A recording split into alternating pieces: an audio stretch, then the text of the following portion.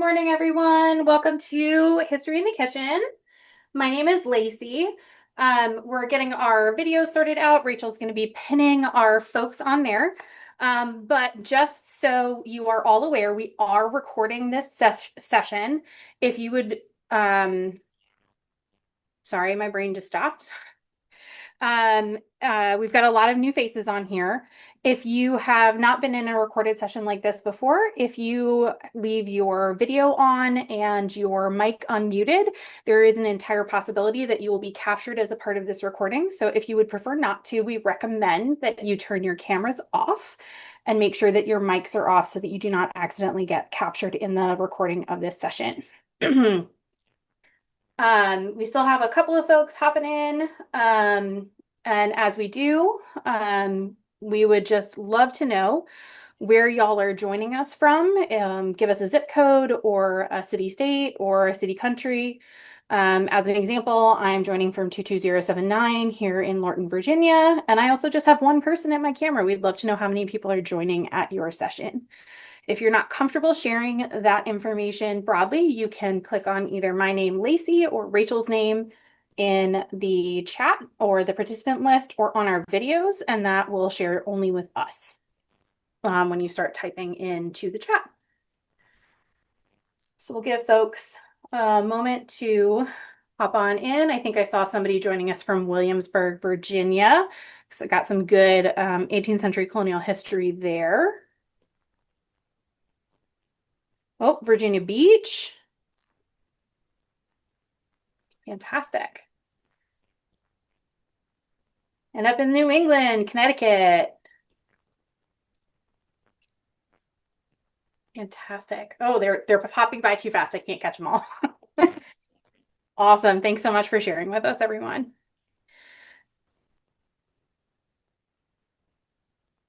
So as we're kicking this off, welcome again to History in the Kitchen. This is our January 2026 session, and today we are making eggs in croquette.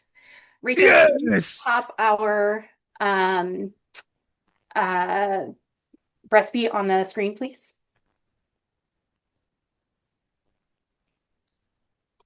All right.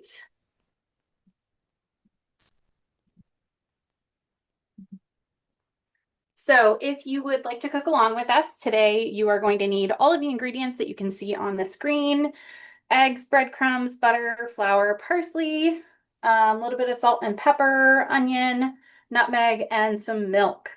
If you're looking down at my ingredients camera, you can see I have already started peeling my eggs. I hard boiled them before we started the program.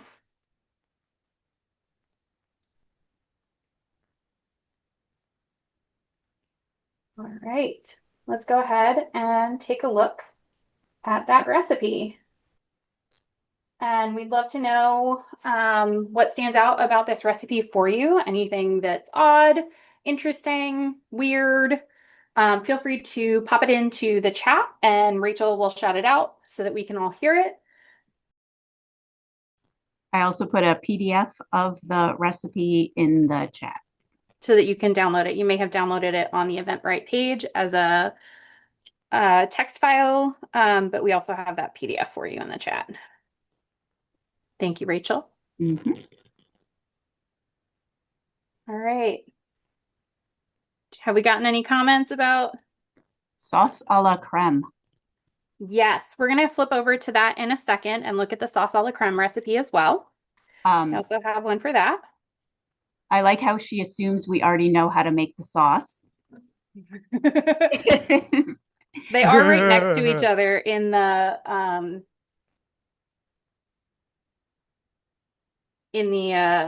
cookbook, if I recollect. And someone else said, I think the Eventbrite page suggested bechamel. Is that how you pronounce that? I just realized I've never said that word out loud. Yeah, it's a nice creamy sauce. So why don't we go ahead and take a look at that? Thank you, bechamel. Words you've never said out loud. So many eggs. Was this made for a large family or a church gathering? The question. It's a great question. A, a lot of 18th century recipes are for huge amounts of food. A lot of times the cake recipes call for 32 eggs. Um, so yeah, they're often with huge amounts of food, and a lot of, especially the ones, well, like this is a very fancy recipe, um, where you were serving a lot, you might be serving a lot of people versus if you were just making it in your house, right? 18 eggs would make 18 servings, or is it 2 eggs per serving? Do you know how many about how many it's going to make, Lacey?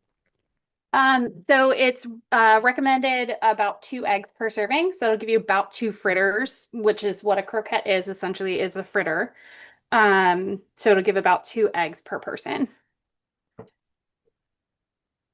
The ratio of sauce to cream, the sauce to a dozen eggs is a little off. So we're gonna fudge it just a little bit today and drop down the amount of um, sauce that we use out of the full recipe. Okay, so let's dig into this recipe. So as I said, I've already started peeling all of our eggs. We've got a dozen eggs on. Um, and we are all peeled now. So I'm going to get rid of these. I'm going to give these a quick rinse to make sure that I don't have any eggshells on them anymore. And we're going to set them aside.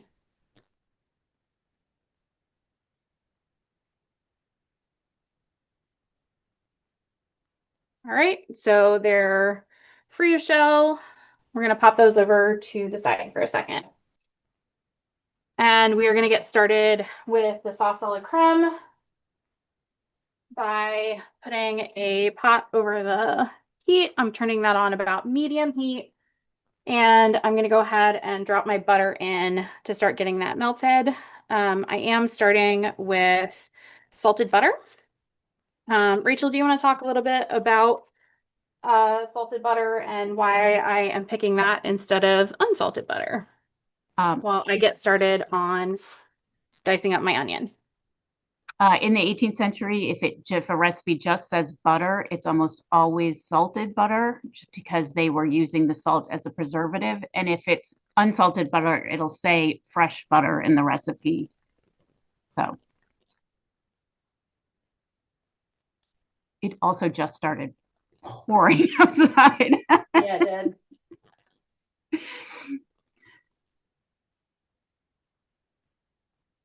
And the same milk is often, they often have new milk or fresh milk, meaning sweet milk versus sour milk.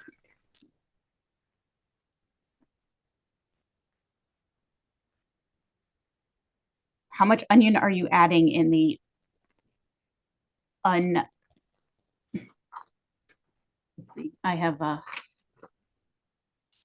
Sorry, Rachel, what was that? I was looking at the recipe. It says a little onion. How much were you going to put in? I'm going to put in about 2 tablespoons.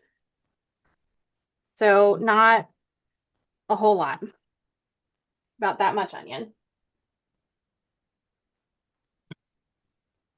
If you are doing this at home with kiddos, you can always use one of the little onion chopper doodads instead of a big knife like I am today, um, to get them involved in the cooking process.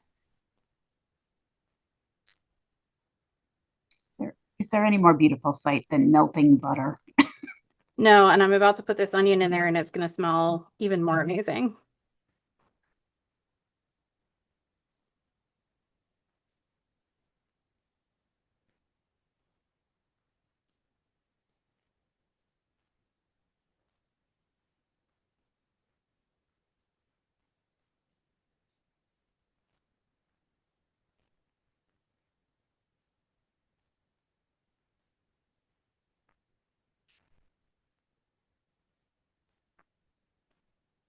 I'm going to leave that out for a second because I am going to need to toss in some parsley in a minute. I got to get that chopped as well, which I think it also says some chopped parsley. So we're going for a Great. couple of tablespoons of parsley as well.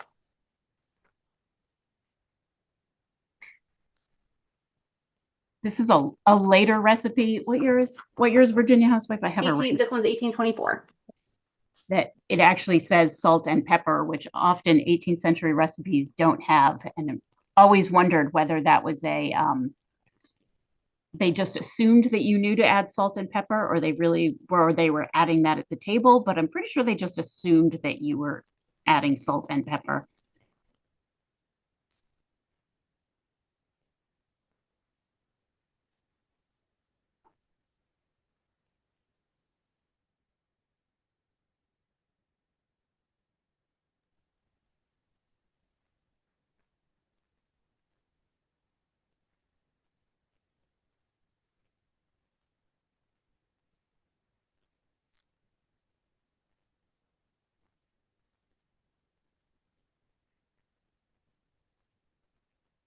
All right, so I don't know if you can hear it, but you can probably see it on camera. I've got a little bit of a sizzle going on with my onions.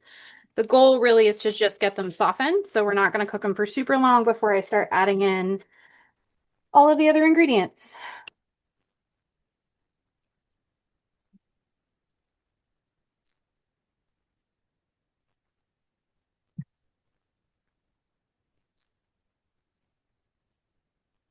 You can feel free to keep adding comments and questions in the chat. And I am reading that while Lacey is cooking, while I'm not staring lovingly at her melted butter. It smells delicious. Hannah Glass says in her general discourse about cooking something to the effect of to your taste, so salt, pepper, and of course nutmeg. Nutmeg to Rachel's taste is like Never all enough. of the nutmeg. Yep. All right, so I'm just going to test some of my onion there and see if it's soft. Oh, it's nice and softened. So I'm going to add in my flour. This is a heaping tablespoon of flour. And the goal is just to kind of cook it in so that once I start adding in um, the milk, um, um, Thicken it without raw mhm, flour. exactly. I'm going to turn my temp down just a little bit. We got a little bit more of a boil going on than I want. By a modern standard for a sauce like this is a little bit less flour than we would normally use. It's usually a couple of tablespoons of butter to a tablespoon of flour, but it does thicken nicely. I am going in with my salt to taste, as recommended by both Hannah Glass and in different wording to Mary Randolph.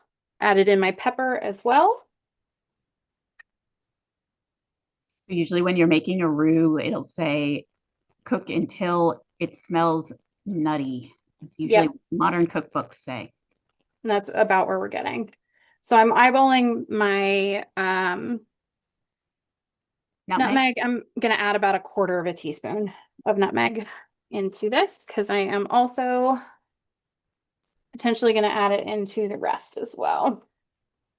We'll see how I feel today. We're getting a little nutty. We're getting a little foamy and brown. That's a really good sign.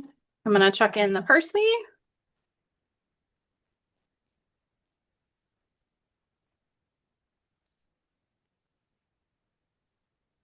Was anyone else following along with the chive cutting on Reddit? Chive cutting. Someone started. And I just added in my milk. Sorry, I did not It's do okay. a good job on. Okay, I'm randomly talking about Reddit. Someone started posting to one of the cooking boards that he was going to chop chives every day until Reddit said they were perfect, and it became a whole thing, and it went viral. That's really funny. Okay, so I'm gonna let that come back up to a simmer and start doing its thing. While that goes, I'm gonna start chopping up my eggs. Again, if you've got kiddos doing this, you can get them involved if you've got one of those little hand choppers. You can also do this with a butter knife. I'm just sticking on with the same knife that I started with, because I'm a huge fan of fewer dishes. Um, and I boiled these this morning. I brought my water to a rolling boil, popped the eggs in, and boiled them for about 10 minutes.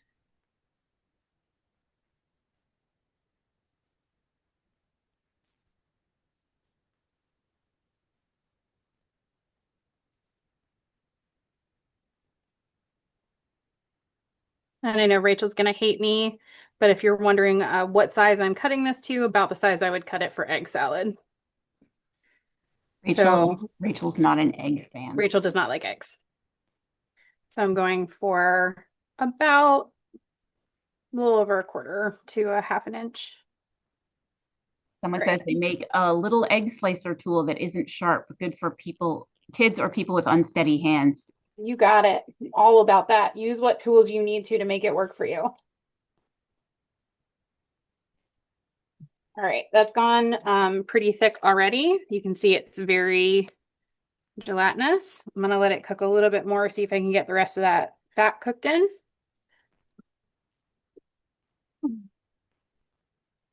And keep going on my eggs.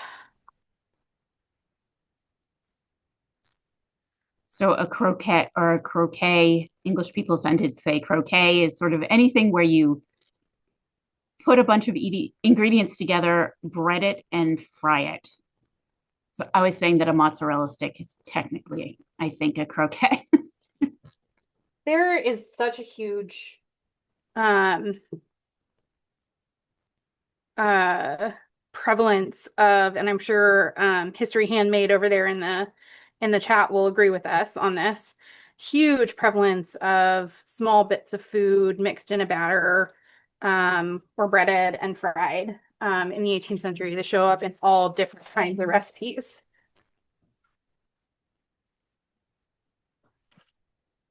There's actually a recipe in the same cookbook, the Mary Randolph's Virginia Housewife. The page before is just to make croquettes, and it says take cold fowl or fresh meat of any kind with slices of ham, fat and lean, chop them together very fine, and then add uh, breadcrumbs, salt, pepper, nutmeg, some mustard, some ketchup, a lump of butter, and then knead it well together till it resembles sausage meat. Sorry, Make I'm them, making a lot of noise. make Apologize. them in cakes, dip them in the yolk of an egg beaten, cover them thickly with grated bread, and fry them to a light brown. All right, I'm just holding this up to the camera so you guys can see it. That is about as thick as it's gonna get for today. So while I finish dicing up the eggs, I'm gonna chuck the pot into an ice bath just to help cool it down. If you're doing this at home, put it in a bowl, stick it in the fridge for 15 or 20 minutes. But of course, we're trying to do this in 45, so we're going the quick and dirty way. The origins of croquettes are to use leftovers, no waste, and frying anything is never Never a not. bad choice. Never.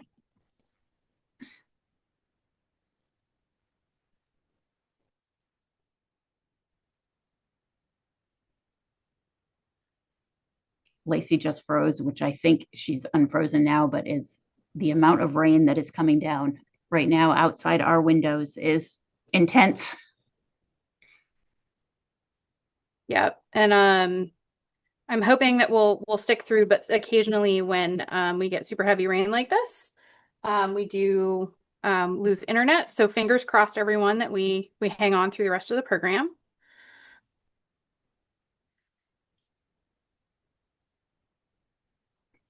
This was 12 eggs, Lacey. There's a dozen eggs.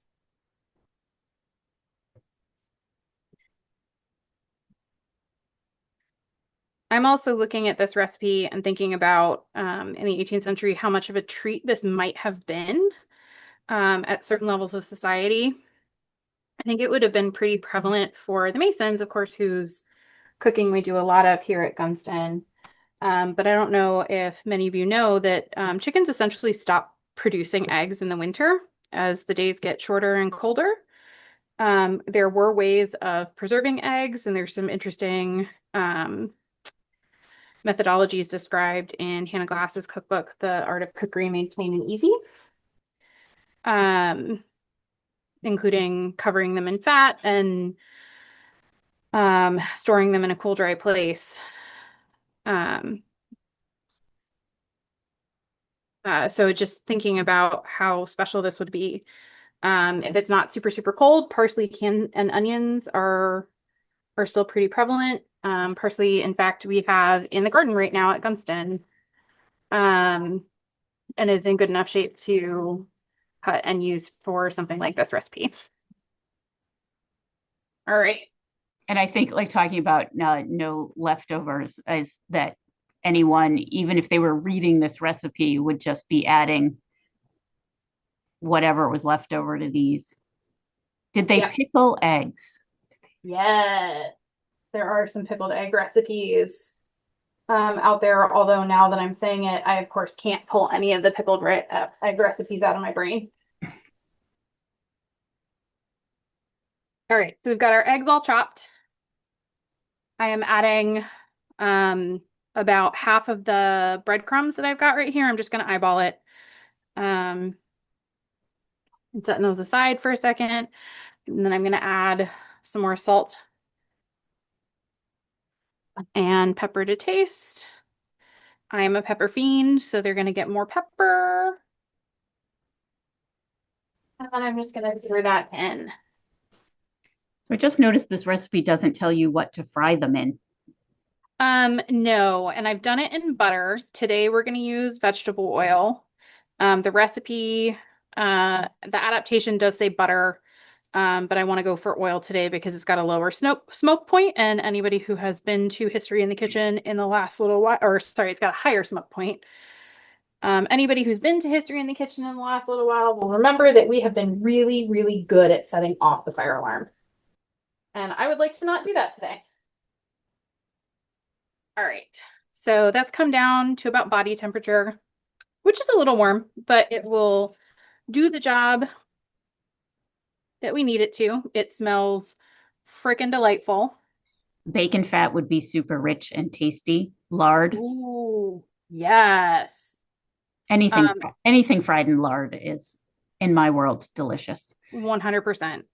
And would totally be something that was available to people in the 18th century on a routine basis. Okay.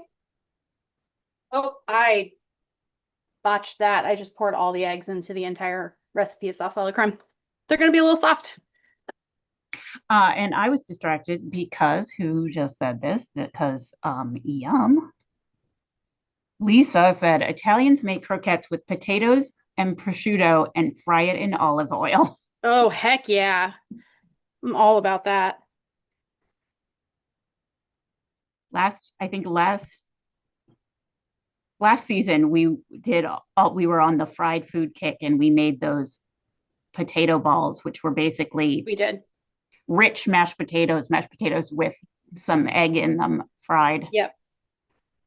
Yep. All right. So that is our eggs all mashed together with our sauce a la creme. It's a little looser than what I would normally make this recipe, but it's still going to come out just fine.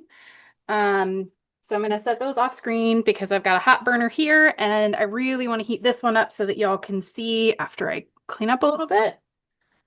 So y'all can see what I'm doing. Because this one over here is the right size, but it's off camera. So I'm going to turn my burner on medium high-ish. And then while that heats up, I am going to do a demo real quick. We're going for a ball about the size of a golf ball. Then we're going to roll it in the breadcrumbs. And then once my pan's heated up, we will fry it.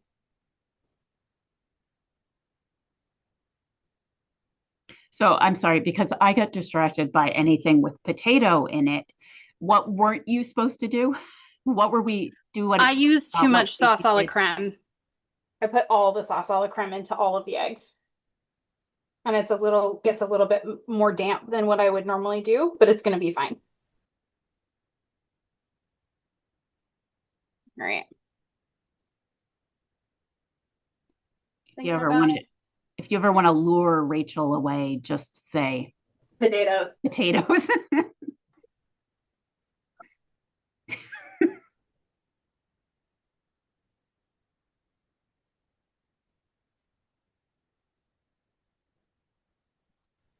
I am going to pause the recording so that if anybody has any thoughts or comments that they'd like to share out loud but don't want to get captured on the recording, you can do that.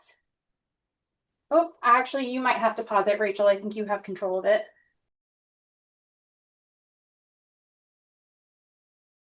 So as I looked over at the camera, I saw that, or the comments I saw, we had a comment about Miss Fisher's cookbook in 1881 having how many different recipes did I see for croquettes? Is it Six. six? Yeah. Yeah. When I first Googled eggs in croquette, trying to, figure out where we grabbed this recipe from yesterday, the first one that came up was from 1961, and it was nearly an identical recipe. Yeah. All right. So I don't know if y'all can see it on camera, but I've got a nice little shimmer. I've got movement happening in the oil. So I'm going to put one of my croquettes into just a test. It is not quite warm enough because we didn't get a super high sizzle the moment I popped it in, but I don't know if you can see around the breadcrumbs that release, we've got a little bit of a sizzle, and that's exactly what we want when we start putting stuff in. So we're going to let it warm up just a touch more, prep a plate to have them to put on when we get done.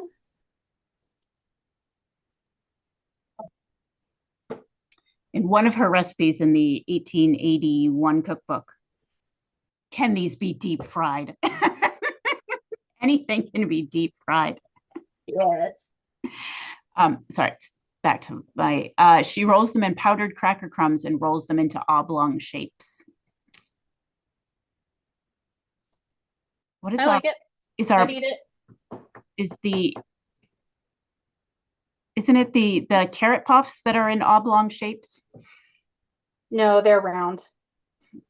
Something made. Um, for those of you who've missed it, we have done carrot puffs on History in the Kitchen before. If you want to make those yourself, you can grab that recipe on our YouTube page. So about deep frying, I'm not an expert in deep frying, but my guess is as long as it is can hold together enough. If it's too Soft. soft, it's probably not going to be deep fryable. Yeah.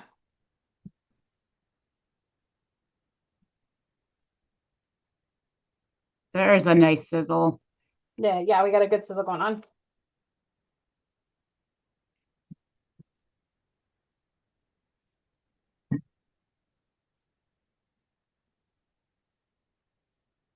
And like any recipe will tell you, try not to overload your pan when you're frying, We'll which put one more in and then we're which gonna I, pause. which I overloaded every time. Rachel's not patient. It's why my food is never pretty. Ooh, this would be good for Easter brunch. Well, it would be. Yep. We were kind of thinking a little bit about 12th night as well. That this would be a really good one for a 12th night celebration, which is always January 6th. The 12 days of Christmas ended on January 6th in the 18th century. So this would be a really good one for that celebration as well. Before they went into a time of less heading into Lent.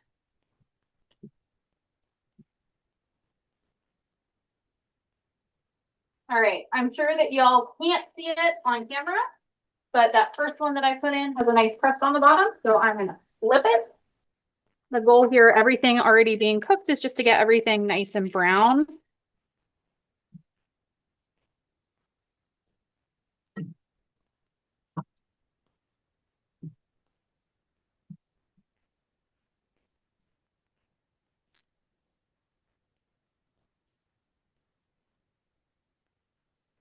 And I don't know if you guys can't smell it, of course.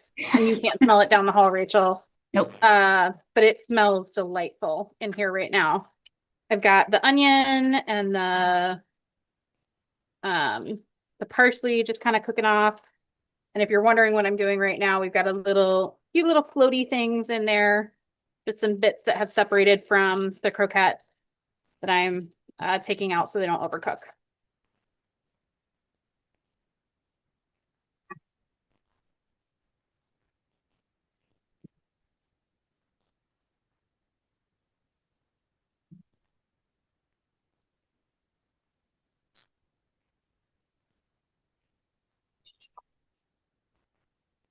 Was this an appetizer in the 18th century or an accompaniment that would make a nice lunch with tossed salad?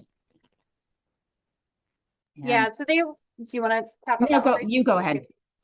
Um, so yep, we're a little soft, so we're falling apart a little bit today. My fault for being impatient and putting All putting of these in with all of the liquid.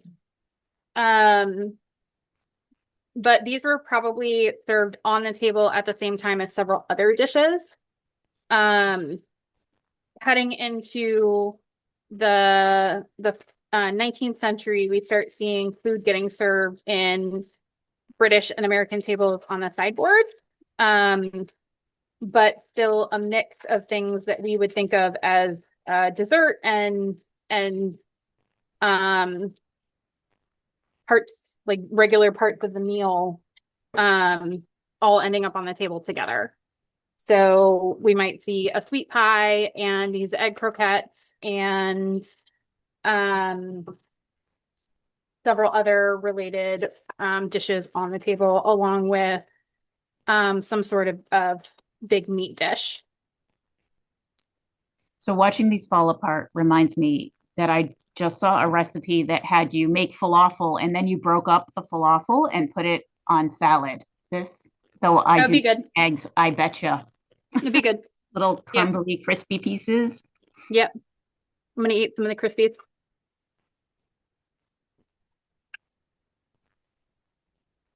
This one is a little bit weird for things that we've done for History in the Kitchen. We usually do ones that translate really well to modern. And this, like the recipe itself translates, but this is not something that most of us would eat on a regular basis today. Um, and we do that a little bit less with History in the Kitchen than we do with some of our other food programs. I'm of course, Rachel, thinking of the sweet spinach pie, Mm-hmm.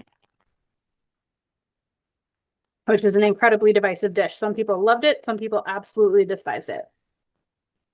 And we've got all of the starches and the flours cooking off in here, and we've got all those little bits, which is part of the reason why this is super foamy right now.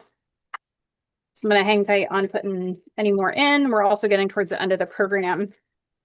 So I want to make sure that we keep on time. I'll at least get to see one of the final products that looks reasonably like a croquet.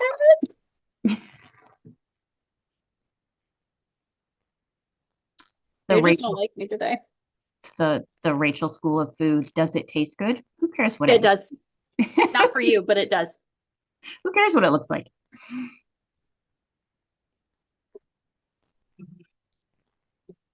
We have also baked these in the past, and that works really well. Just make sure you grease your pan really well, spray a little oil or drizzle a little oil on top of the croquettes so they get brown on all sides and chuck them in the oven probably for about 10 minutes. And that has been very successful for us in the past as well. Which Lacey knows because she made these for an event. I did about 10 years ago. Before I was here. How many eggs did you peel, Lacey? 96. I had to peel all of them by myself. All right, so we've got our eggs and croquette. They're a little soft, they'll harden up a little bit as they cool some more.